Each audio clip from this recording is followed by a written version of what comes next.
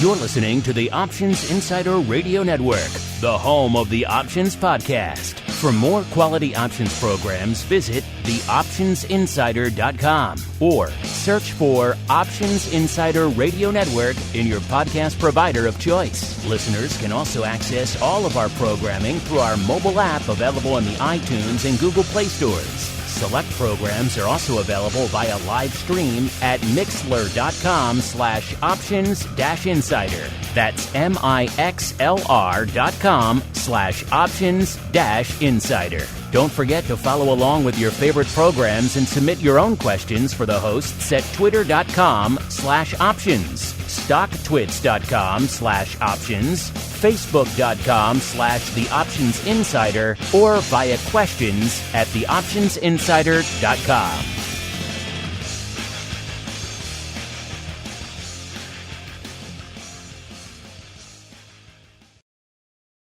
Gold, crude oil, corn, soybeans, and more.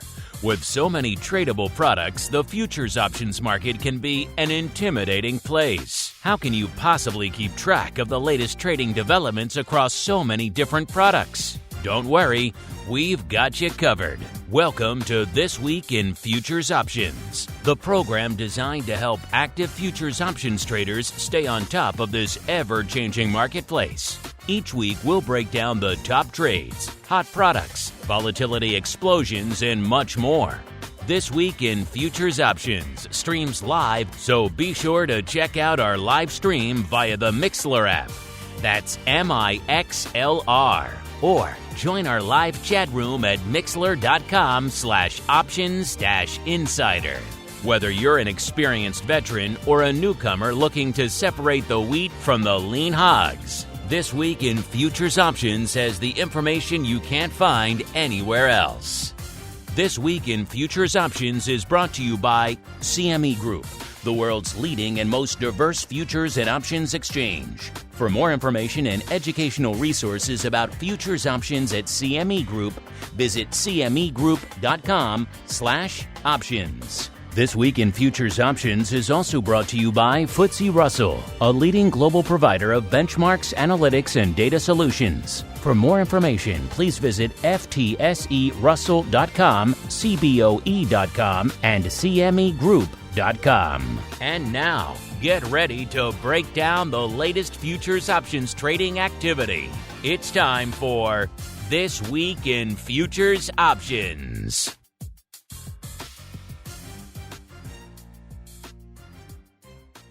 All right, everybody. That music means we are back once again to talk about all the crazy goings-on in the world of futures options. Yes, it is time for TWIFO. My name is Mark Longo from theoptionsinsider.com, as well as, of course, from the ever-compelling network upon which so many of you are binging these days. I see the numbers. I see how many of you folks are coming in. Welcome to all of you, new and old. We love you all. Of course, if you like what you hear here on the on-demand side, all we ask is that you keep rating and reviewing. Clearly, it has an effect. Clearly, the new folks are grokking to all the new ratings and reviews out there. So if you like what you hear, keep rating and reviewing. And of course, if you want to go above and beyond, join the cool cats over there in the secret club. Get access to additional programs, giveaways, and of course, live access to whatever shows float your boat here on the network. Theoptionsinsider.com/pro is the place to go to begin that journey. And speaking of journeys, we have a fun journey through the world of futures options ahead of us. Let's see who's joining us on that journey today, holding down the CME Group and FTSE Russell hot seat today. Our old friend, Mr. Uncle Mike Tosaw from St. Charles Wealth Management. Uncle Mike, welcome back to TWIFO, sir. It has been too long. Always happy to come on another epic sojourn on TWIFO. We're full of them here on the network. A lot of epic sojourns today as we commence our journey, a little bit of the old movers and shakers. It's time to find out what's rallying on the light side and falling to the dark side at CME Group this week. It's time for the Movers and Shakers Report. All right, everybody, let us do it. Let us begin the journey. That is TWIFO, the way we are wont to do. Let's run the old movers and shakers report, see what's lighting things up to the light side, aka the upside, and to the dark side this week over there at CME Group. If you follow us, or if you follow CME on Twitter, we put it out right before showtime. That's one of the pretty much only ways you can get access to this report if you're not a premium Bantix user, which, by the way, if you're not kicking the tires and lighting the fires, over there at Bantix, BANTIX.com to see what else you can do with Quick Strike. I mean, we really just scratched the surface of it here on the show. You should definitely be doing that. Bantix.com is the place to begin that voyage. Uncle Mike, we need to begin our journey, so where should we begin this week? To the light side or to the dark side? Dark side, baby. That's a good choice this week because this chart is about, I want to say, 75 to 80% red. We could maybe, let's see, 1, 2, 3, 4, 5, 6, 7, 8. Yes, we can pretty much do a top 11 to the upside, and then that's it. There's no more green to be found. Everything else is red this week. So dark side is a good place to start. In fact, there's so much red, we may even extend it. Let's do it bottom 9, because why not? Because at number 9, we have our old friend, the E-mini Russell 2000, off nearly 4.5%. That would usually be enough to easily make it into our top or bottom 5, but this week, with so much dark side on the screen, it only makes it to number 9. By the way, the Russell 2000 last week was number 5 in the other direction. It was up 3.5%, so quite a couple of weeks of swings for the Russell 2000. Number 8, Mr. Uncle Mike. Another reason why we extended our gaze is a product you may or may not be familiar with. This is silver, off 5.03% this week. Number 7, we got Brent off 6.95%. It was number 2 in the same direction last week, off 8.36%. Number 6, we're not even in the bottom 5 yet. Number 6, one of our frequent offenders, just barely missing the bottom 5 this week. This is Bitcoin, off 6.95%. It was number 2 in the other direction last week, up 11.38%. Then number 5, we got good old Palladium, off 7.37%.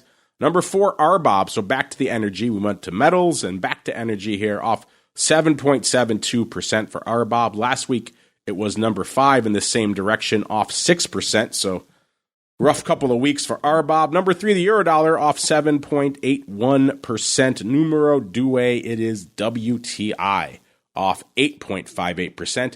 And number 1, back to the metals. Number 1 with a dark side bullet this week. Once again, we're talking copper, off 10.09%. Will we get base on the show today? I don't know. I guess you have to stay tuned to find out. Now to the light side we go, listeners. And we've got number 5, another frequent offender here. We got lean hogs back in action this week, up 1.43%. That's not a heck of a lot, but that's enough to break into the top 5 this week when pretty much everything else is red. It was number 4 in the same direction last week, up 3.73%. Number 4, we've got soybean oil.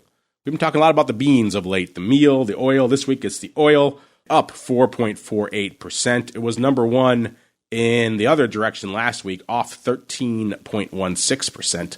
Number 3, feeder cattle, up 4.49%. Numero due, soybean meal, up 5.81%.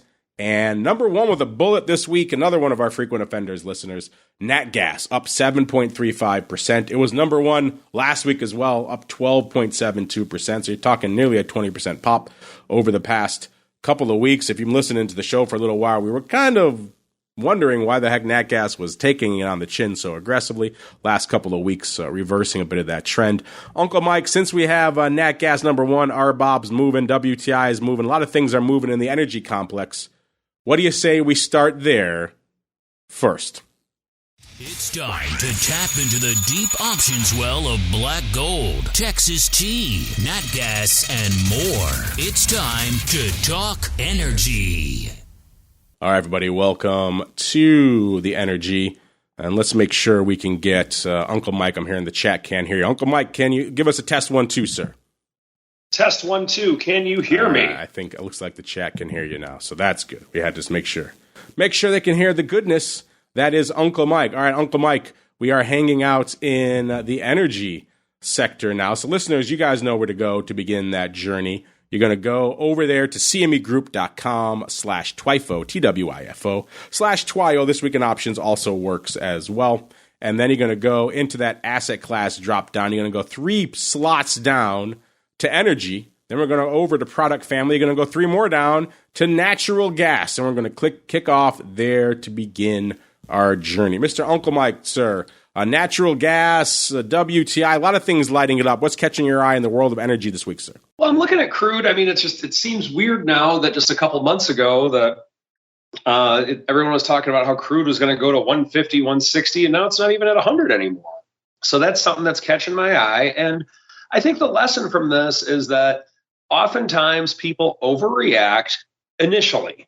And I think that's the case in a lot of instances. And I think that's definitely been the case with oil. It's obviously pulled back because if we have all this inflation and we don't have all of this demand for goods and services and the world's going to end and everything's going to be awful like people are saying it's going to be, there's not going to be any need for oil. So it's going to be, if there's no need for oil, oil will go down. And just like it was in, I believe, the 20s or whatever it was during the COVID scare, it needs to have reason to be up at those levels that are so inflated. Now, I now also think that the scare of that we're going to have inflation, everything's going to be awful, I do think that's a little bit overdone, but that's just me. So if anything, I'd probably be a little bit bullish on oil at this point if I were an oil trader, which I am not. So oil is it's a very interesting thing because it's kind of a gauge on what's happening with the overall market right now, in that it had such a run up because everyone was scared of everything, Russia, inflation, et cetera, et cetera. But now maybe it's not going to happen. Now we have the other fear, and now no one wants to be in oil. So I think oil is, I would call oil the overreactive commodity of 2022 thus far. It's hard to fault you. You could probably throw a few others in there as well. Nat gas has been pretty crazy. Other, crypto, you name it, lumber. There's been a lot of frequent offenders out there. But you certainly could do worse than lump energy and oil into that category. We're going to kick things off first because I have nat gas up here first. We're going to look at nat gas first. Then we'll dive into all things crude oil. How much action? How much is going on out here in good old nat gas? By the way, we're hanging out right now, listeners, at a 665 in that front future. And we're doing decent paper this week, about 440,000 contracts on the tape. So that's back to the kind of numbers we're used to expecting out here in nat gas again. And of that, 31% is going up in the August contract that has 12 days to go. So we can hang out there. It's within our frame of reference. Why not? It's just at the cusp of it.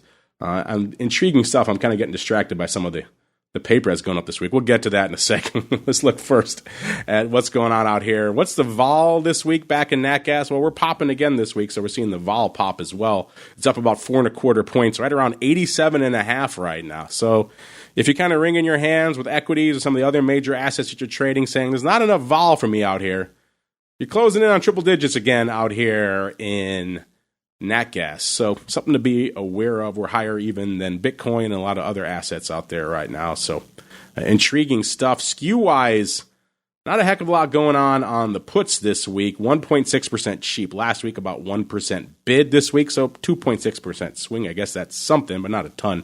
We have the calls coming in, though, pretty good. We have the calls were about 4.5% bid last week. This week, about 1% bid. So they've come in about 3.5 points on the call side. So interesting. A little bit more of a bid to the puts, a little bit less of a bid to the calls. And in terms of action, now this is what was distracting me earlier, listeners.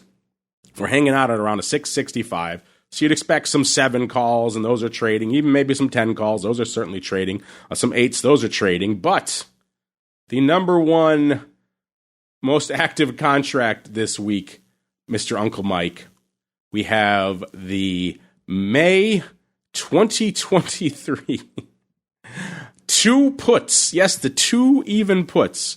trading 20,000 plus times this week. They traded 9,900 times on Wednesday, 10,100 times today, total of 20,000, obviously, on both days exactly. Opening yesterday, we don't have yesterday's, or I should say today's numbers. A couple of hundred other traded on Tuesday, so a total of about 20,600 this week. I'm looking at some other strikes. I mean, there's a couple of hundred fours and three puts going up, but nothing that even remotely ties in for any sort of ratio or vertical. So, Uncle Mike, if I had to ask you the number one most active contract in NatGas this week, would you have said the May 2023 two even put, sir? That one certainly surprised me. No, I would not have guessed that one just because of the fact that it's kind of makes me think of those Tesla puts that we talked about on the option block all the time. But there was a purpose for those. A lot of people are just hedging in case of bankruptcy because of their bond holdings, but would not have guessed the two puts at all. I'm looking here, scrolling down to the May contract. The skew came in quite a bit. It came in about 3 points on the put wing, so potentially someone blasting away at those puts. I don't know, I'll have to dig into the blocks a little more to see exactly what was going on with those puts, listeners. But that one, bit of a curveball. That's what NatGas is good for, throwing you a curveball. When you think it's going to be all 7 calls all the time, they throw you 20,000 of the May 2 puts.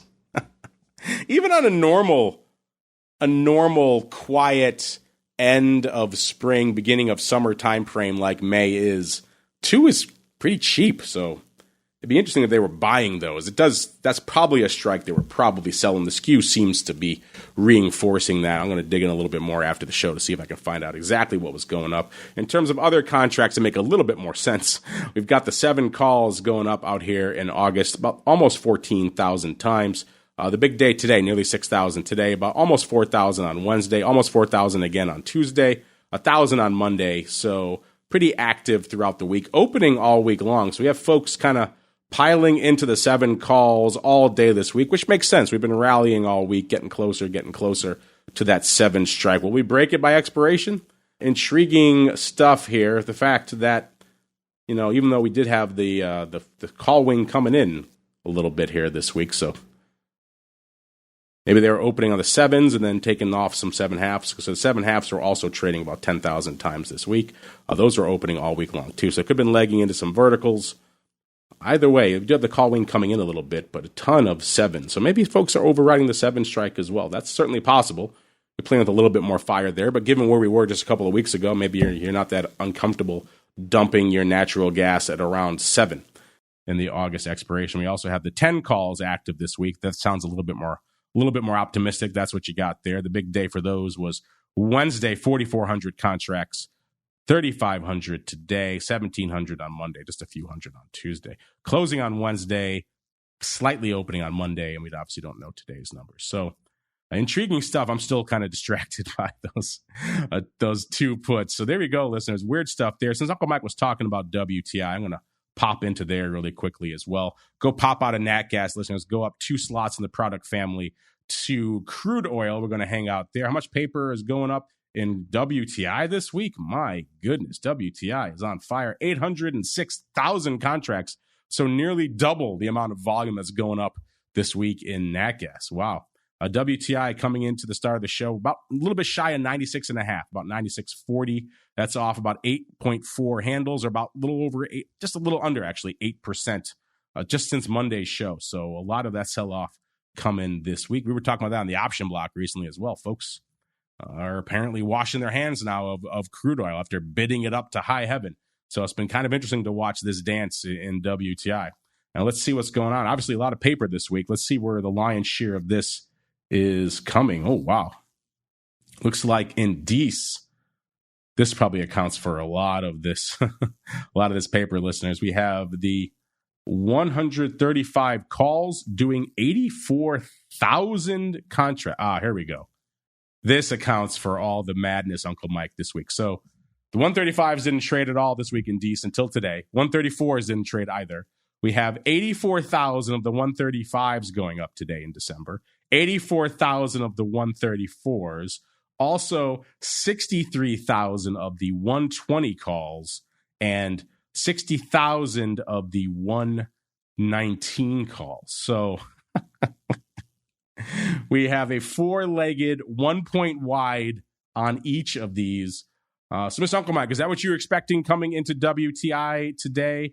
Having what looks like, about 300 plus thousand contracts going up in 1 point wide verticals, the 134, 135, and the 119, 120 in WTI, sir. Is that what's floating your boat out there today, sir? Exactly. That's totally what I was looking at.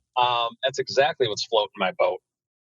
All right. So to the rates we go, listeners. The Fed, the yield curve, inflation fears. How are they impacting options activity and volatility in your favorite interest rate products? Let's find out as we explore the world of rates.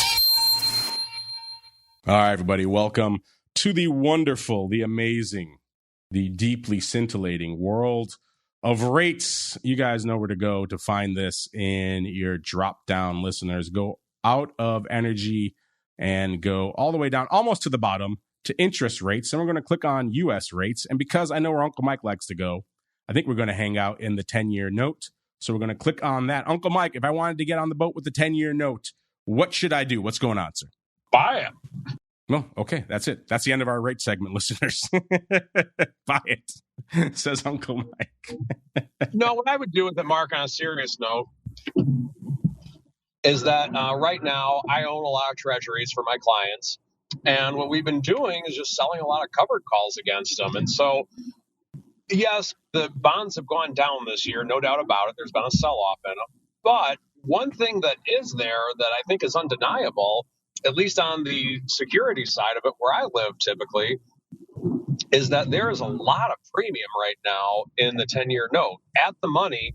Just to kind of give you an idea of it, on the one that I'll help people with their IRAs, is that with IEF, the weekly straddle is almost at 1% right now, and in some cases more, on 7 to 10 year government treasuries, and that is a lot of juice. And so, yes, it's warranted because we've had a lot of movement in the 10-year note lately. But I think that if you're of the opinion that the 10-year note is near the bottom and you'd be fine owning it at a lower level, I think this is a dream time to sell puts if that's your sentiment. Just because there's so much premium there, and there's a lot more premium than there usually is in something that really doesn't move that much typically. So I am definitely a premium selling fan right now. Of course, it may not be appropriate for everybody, but that's kind of where I'm living right now in 10-year note land. You're living the dream there, Mr. Uncle Mike. Let's see what the dream is over here. And the rates get into that 10-year complex listings. You'll see some paper going up here, 2.3 million contracts on the tape out here in the 10-year this week, listeners. And let's see, of that action, nearly half, 48%, going up in the September contract. Has about 43 days to go, so we could easily hang our hat out there. If you're wondering what is the vol right now in the 10-year note, it's 8.6. That's off nearly half a point, about 0.4 of a point this week. So it's coming in on already low levels, is coming in even more this week, listeners. In terms of skew, last week the puts are about 3.5% bid, so that's something. This week that has kind of vanished. They're back down to about 1% bid. The calls last week, 1.4% cheap. This week, about almost a full percent bid in the other direction. So a little bit of swing on the call side. The puts coming in a little bit. And of this massive paper palooza we were talking about, what's the big dog out here? That's why I love the rates. One contract can do 202,000 contracts. So we have the 121 calls here. These are in September, doing 202,800 contracts this week, listeners. The big day is today, 83,000 today, 57,000 on Monday, 40,000 on Wednesday, 21,000 on Tuesday, opening all week long. So folks were just piling in to these 121s. Not to be outdone, the 119 calls doing about 135,000 contracts this week. The big day, actually a tie. Today and Monday, both doing 58,000 contracts, 14,000 on Wednesday, and then just 3,500 on Tuesday. So a whole heck of a lot of nothing on Tuesday. Let's see. And then the 120s doing 107,000 contracts this week as well. The big day for those, Wednesday, nearly 50,000 on Wednesday, 30,000 today, 17,000 on Monday, 10,000 on Tuesday. Again, pretty much opening all week long for all these months, all these days, all these strikes here, opening pretty much every day this week. So a lot of action out here. What do we got? 200, that's talking 435,000 contracts just in the 121s, 119s, and 120s here in September. My goodness, I think the technical term is a lot of paper. Just in those three strikes, we've done as much as natural gas. 20x what's going up in like a silver. Wow, it's crazy town out there, listeners. So yeah, a lot of action in the 10 years. Let's see if we get outside of those big prints. We'll see what else we see out here. The other big print outside of that, we've got the 1 day to go week 3 July contract, 117 half puts. They did 62,000 contracts this week as well. So not everything in the rates, listeners, is going out in a few weeks or a few months. This is going out tomorrow. They were trading actively all week long. 21,000 today, 21,000 yesterday, 10,000 on Tuesday, 9,500 on Monday. Again, kind of opening all week long on these 117 half puts. So kind of pick your month, pick your strike. And there is size paper to be found here in these super crazy world of the 10-year note. Meanwhile, though, it is time for us to keep on rolling and explore the crazy world of equities. So let's get to it. It's time to explore the volatility swings, skew changes, and hot options trades in your favorite indices. It's time to talk equities. All right, everybody, welcome to the crazy world of equities. You guys know where to go. Get into that drop down, pop out of the rates, and then we're going to go up a couple of slots to equity indices. We're going to hang out in the Russell 2000 first. It is one of our movers and shakers here this week. Before we dive into all that fun, let's set the table from an equity vol perspective. RVX, so the VIX of the Russell 2000, 31.5 when we kicked off the show, up about 0.6 of a point from this time last week. VIX, 27.25, up about 1.25 from this time last week. So we were hanging out at about a 26 this time last week, getting a little bit frothier as we were selling off earlier today. Seems like we're mitigating some of that sell-off now. In fact, the NASDAQ has gone positive on the day now after being, both of them, all the major indices being down nearly 2%. So quite a little bit of a rebound going on out there right now. VVIX, so the vol at about almost a 92. That's up nearly 7 points from this time last week. Vol Q, so the at-the-money vol of the NASDAQ 100, 32.40. That's up about 1.6 points from this time last week. That puts that VIX to RVX spread at about 422. That's about 1.25 points tighter than it was this time last week. And then the VIX to Vol Q, so the S&P 500 to NASDAQ vol spread at about a 520. That's about a third of a point wider than it was this time last week. Uncle Mike, a lot to unpack there. What's been lighting up your tape in the world of equities this week? Well, I mean, I'm an S&P guy. That's what I'm typically looking at. I think right now with where we're at with equities, we're getting near the bottom again. Now, what's interesting today, in hindsight, I should have just bought everything with both hands this morning. My wife must have seen something on the news or something, but right as the market opened, my wife gives me a text saying, watch the stock market now if you're not looking at it already. And I'm thinking, okay, one of two things is happening, because I was in a meeting when I got that text. Either number one, a war broke out, or number two, we're kind of down and something on the news said something about whatever. And so I didn't get a chance. I haven't had a chance to talk to her about it yet today, but I think that we're just so jumpy right now with markets that it's like the most exciting channeling stock market the last month that I've ever seen, I think. And that we just kind of go up to around the low 3,900s in the S&P. We go back down to the 3,700s. Now we're going back up. I think we were down 70, 80 points earlier in the day today. Now we're back to around even. So it is very jumpy out there right now in S&P land, the land with which I live. Jumpy is a good way to describe it, sir. Let's see how much jumping is going on out here in the Russell 2000. A lot of movement, not a lot of paper deriving from that. We're at about a 1708 when we kicked off the show. That's off about 60 handles, or about 3.5%. Just this week for the Russell 2000, of course, wait 5 minutes. We're going to see a different level out there as the equities are kind of moving around a lot today. even though we're hanging at 1,700 puts are trading today, but it's actually the 1860 calls, the week 4 July contract that has about a little over a week to go. That one has done almost 500 contracts this week. So that's kind of the most active thing we're seeing out here, which is kind of interesting. 1860. I wouldn't have predicted that. That's not what you usually see out here, but that's kind of what's lighting up the tape out here this week. Let's just look really quickly, see if anything else weird is going on out here. We got the week 3 August. Looks like we've got the 1,600 puts trading this week as well. That's kind of more along the lines of what we're used to seeing out here in the Russell 2000. A little bit farther out and a little bit farther out of the money puts. That's kind of normal. And then some near-dated upside calls. The fact that they're going out a little bit for those 1860s. That's just a strange level, strange strike. All sorts of strangeness going on with that one as well. You know, we haven't sunk our teeth into the S&P that often. And Uncle Mike is a big S&P guy out here. Let's go out to the E-mini S&P really quickly as well while we're hanging out in equities. S&P 3787 off 114 handles, or about 2.93% since Monday's session.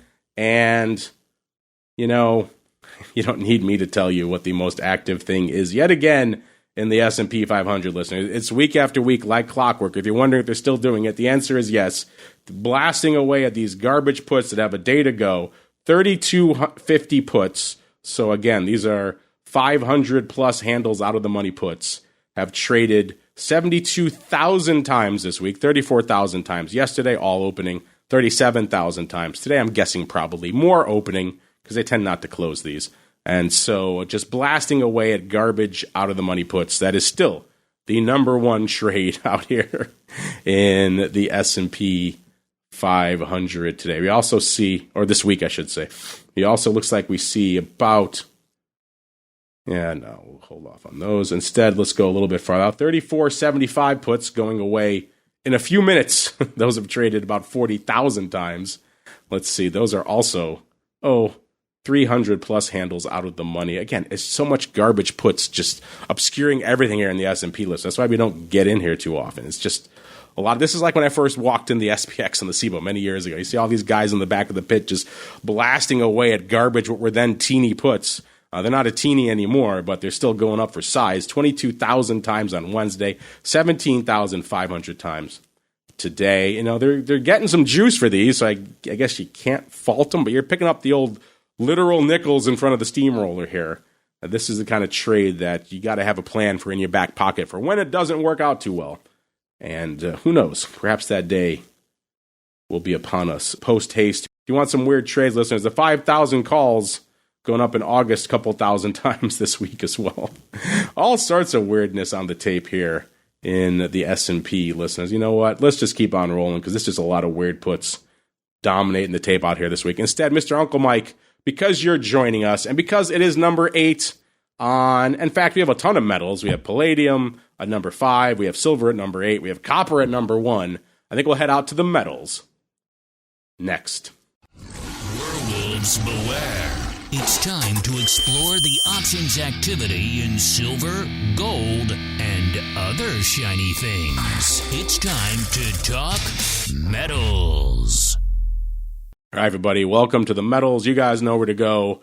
For this portion of the show, go all the way down to the bottom of the asset class list. That'll get you to metals. I think we'll hang out in the precious first because Uncle Mike is a bit of a silver junkie. Mr. Uncle Mike, sir, what is lighting up your tape in the world of the shiny stuff this week, sir?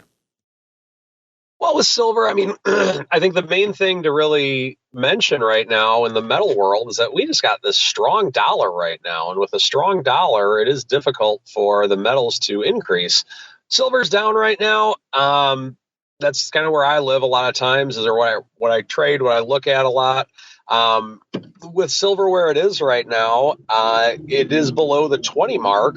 And with it below the 20 mark, I think that now the new point of resistance is having to make sure it gets above 20. So there's a lot to do with it. But just the one thing with the metals is that I still hold to the fact that metals are kind of weird in that all of a sudden silver could be at $41 a share, or I'm sorry, per contract at any point in time. And so because of that, you need to respect large movements, especially in the metals. So That's what I'm looking at. And the thing I'm curious about is that every time I'm on this show, there's always some crazy out of the money gold call putting up thousands upon thousands of contracts. And the thing I look forward to is which gold contract is going to be the crazy one this week.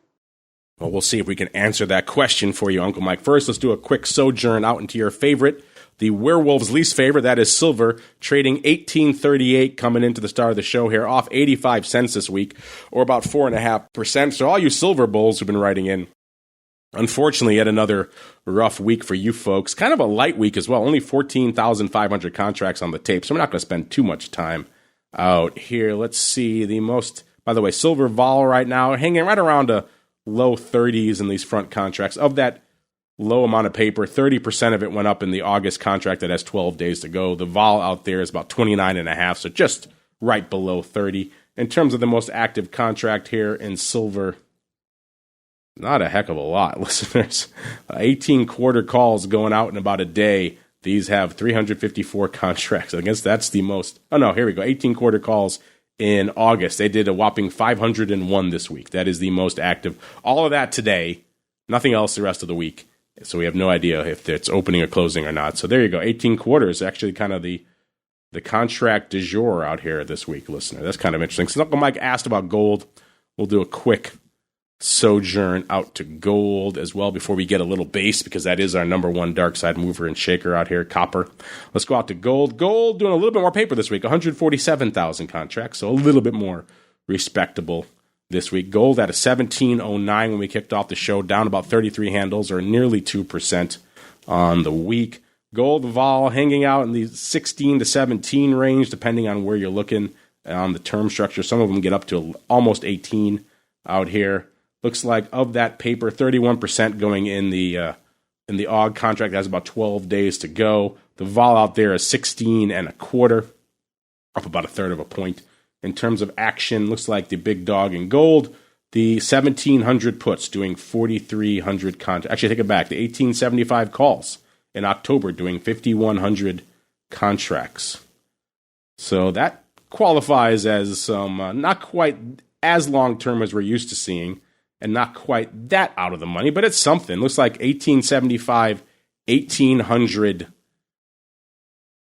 19.5 fly went up. So they did it 2,500 times on the 1800s, and then 2,500 times on the 19.5s, and then they did it right in the middle, 1 by 2 by 1, 5,000 of the 1875. So there you go, Uncle Mike. You got a 1800, 1875, 19.5 butterfly going up, and then let's see, we got some other funky strikes going up a little bit farther down here as well. See if we can find some other funk for you. How about the 2000s going up in March of next year? Those just traded straight up. The 2000s trading 3,500 times this week, pretty much every day. The big day was today, 2,600, but they've traded for opening every day this week. So Uncle Mike, what do you prefer? That funky 75-point fly, 2,500 by 5,000 times, or the 2000s going up here in March of next year about 3,500 times, sir? Well, for purpose of the show, I like the 2000. If we wouldn't have had some type of a gold out-of-the-money call of some sort on here, I would have just hung up right on the spot. I mean, I can't do the show without it. But in terms of as a trader, I think I like the fly a little better if I were to do something like that. It's still kind of a, how can we put this, speculative trade, I would say.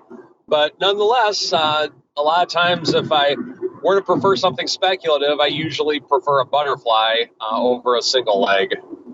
All right, and we have copper bringing up the rear here. Number one in our dark side movers and shakers this week, so and then selling off about 8.1% just since Monday's session, about 30 cents, trading around 323 right now. Copper's been putting up some numbers of late. This is one of the weeks where it's not doing a ton, 13,400, so actually less paper than silver for copper this week, which these days is actually a bit of a rarity. And of that, about nearly 50% of that paper going up again in the, this is the August contract that has 12 days to go. So we're going to hang out there really quickly. The big dog out here, the copper, by the way, the vol is 40 and a quarter, up 5.3 points. So a little bit more frothy from a vol perspective than your other metals out there. Again, to find this, listeners, you're going to pop out of the precious metals and go down to the base metals. And then 3.5 calls seem to be where the action was this week, trading about 1,200 times. That's pretty much the lion's share of the paper. You're only doing about 13,400 contracts. So copper, not exactly blowing the doors off out here. Let's see if instead, listeners, you guys can blow your doors off with some of your questions. It's time for your futures options feedback. It's time for your questions, comments, and insights. It's time for Futures Options Feedback. Submit your questions at twitter.com/options, facebook.com/The Options Insider, stocktwits.com/Options Insider, or via questions at theoptionsinsider.com.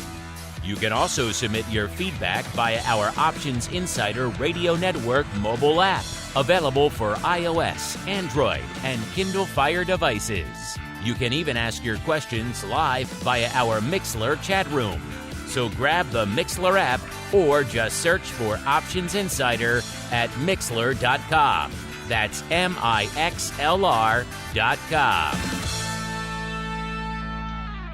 All right, everybody, welcome to the Futures Options Feedback. We like to get your pulse on a lot of different things. We usually get your pulse as well on our questions of the week. Last week, we were talking about this question, which was an interesting one, especially for this show, because we touch on so many different asset classes. We asked you, which asset class do you feel has the best chance to turn positive by the end of the year? And you guys ended up piling into equities. 45.2% of you said equities where you had the best chance of turning positive for the year. I guess if today's price action going from down 2% to pretty much unched is any indication, maybe we can. The rates number 2, 35.5%, and then bringing up the rear was crypto, only 16.1%, and then 3.2% of you voting for other. Mr. Uncle Mike, sir, what are your thoughts that about 45% of our audience piling into equity, saying they can go back to unched on the year, sir? Well, I'm willing to bet that the rationale for our audience is that around this time of year in 2000, we were starting to come back with the equities coming back because they were down so much. And I'm willing to bet that a lot of the thinking, myself included, quite frankly, is that, well, we've come back from such a down point as recently as 2 years ago. Why not do it again? And so one thing in the last 15 years or so, pullbacks still happen in the market, but they seem to get resolved a lot quicker than what they used to. So I'm definitely a believer that it could happen by the end of the year, and it would not surprise me. Well, as our resident bull, I would expect you to be on board with that result. Just a bit of a surprising one. I was kind of surprised. I thought maybe, given how weirdly rates have performed, I thought maybe they would take it. They came close, 35.5%, but not close enough to take the brass ring. This week's question, listener, is a little bit more tactical, shall we say. We're asking right now, if you had to spread your options trading wings, which spread with wings is finding its way into your trading arsenal? We were just talking about butterflies in gold. So we know you metals folks like yourselves a little bit of the old spreads with wings. We gave you 3 choices: the iron condor, the iron butterfly, the butterfly, or other. Uncle Mike, we were just talking about this on last show, so you have a little bit of an insight into this one. But, the votes are coming in. Maybe things have changed. Where do you think our audience is stacking up right now in terms of the iron condor, the iron fly, the traditional butterfly, or other? I still think it's going to be the iron condor. I'm going to go with that one. I think that's where the audience is at. That is my prediction. All right, and the audience is still there. It continues to drop. It's a little bit shy of 41% right now, 40.9% for the iron condor. It was almost 50% not too long ago. So some folks are coming in. Votes are coming in for the butterfly as well, 31.8% for number 2, 18.2% number 3 for the iron butterfly, and then 9.1% of you giving us other. You got to hit us. What is your other? I want to know what your other spread with wings is that you're doing. Maybe you're doing a funky ratio, a skip strike, something along those. Hit us up. We want to know. That's what the other is there for. We even say to it in the other listing, you are legally obligated to send us what your idea is if you choose other.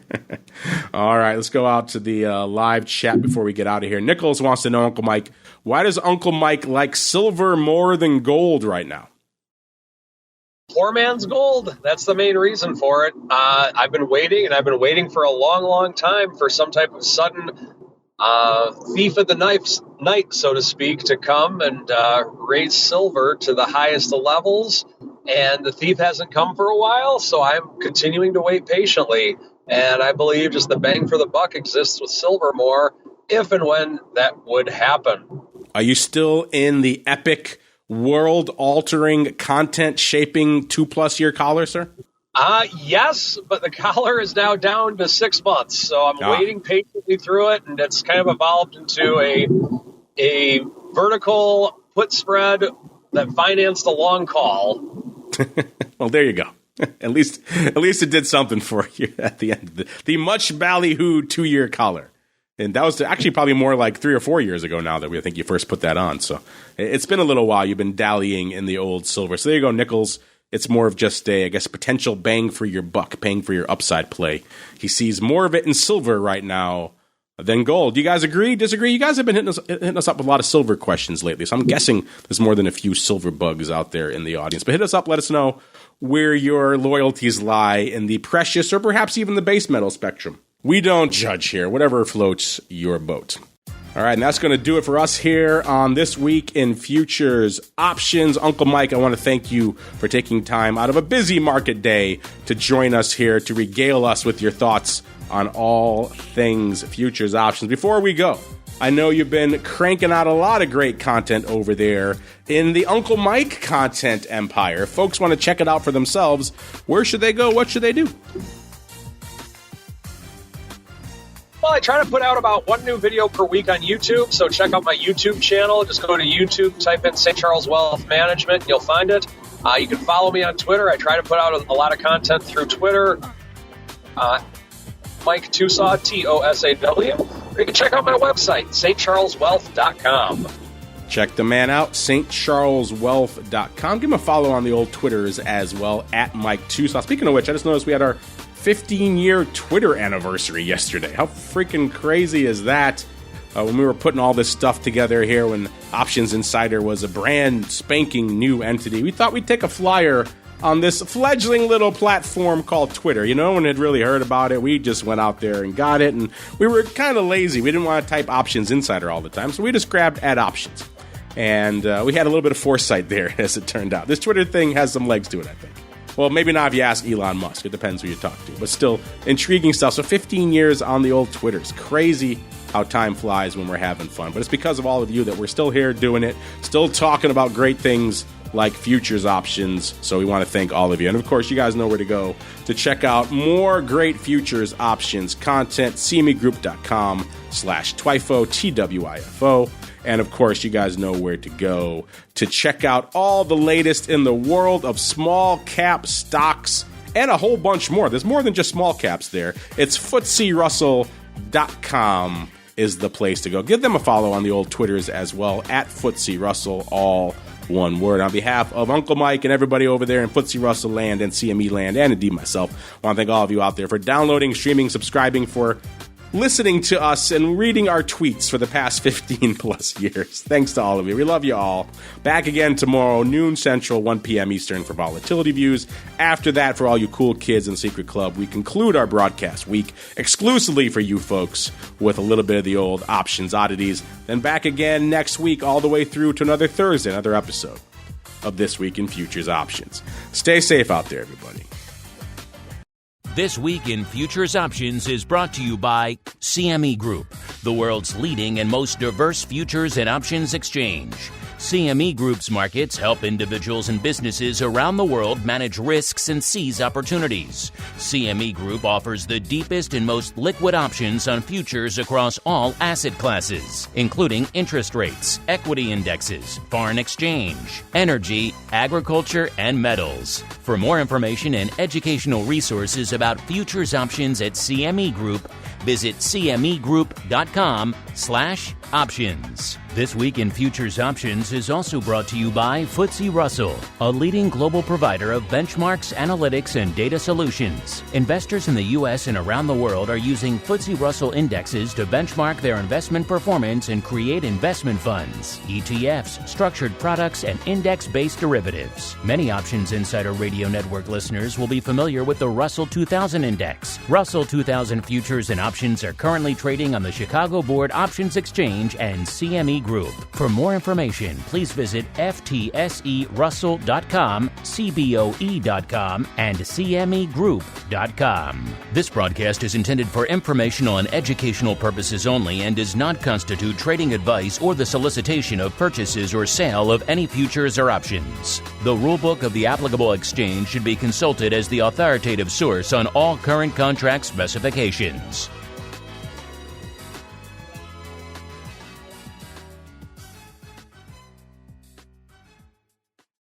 You're listening to the Options Insider Radio Network, the home of the Options Podcast. For more quality options programs, visit theoptionsinsider.com or search for Options Insider Radio Network in your podcast provider of choice. Listeners can also access all of our programming through our mobile app available in the iTunes and Google Play stores. Select programs are also available via live stream at mixlr.com/options-insider. That's mixlr.com/options-insider. Don't forget to follow along with your favorite programs and submit your own questions for the hosts at twitter.com/options, stocktwits.com/options, facebook.com/theoptionsinsider, or via questions at theoptionsinsider.com.